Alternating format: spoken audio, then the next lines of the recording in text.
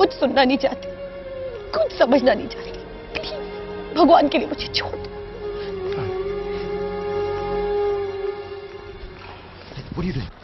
एक सेकंड रुको।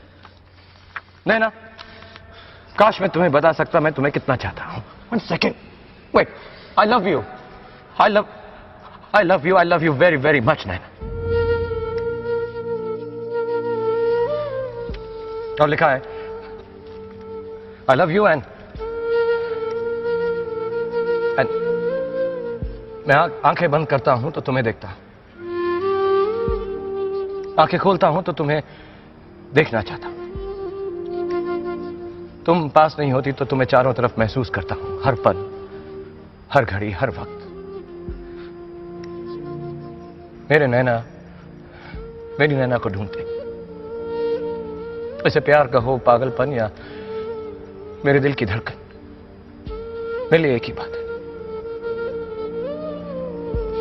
प्यार तो बहुत लोग करते हैं, लेकिन मेरे जैसा प्यार कोई नहीं कर सकता, क्योंकि किसी के पास तुम जो नहीं हो। मैं तुम्हें भूल नहीं सकता नैना, मैं तुम्हें भूलना ही नहीं चाहता। तुम मेरी हो, मैं तुम्हें जिंदगी भर प्यार करूंगा और मरते दम तक प्यार करूंगा, और उसके बाद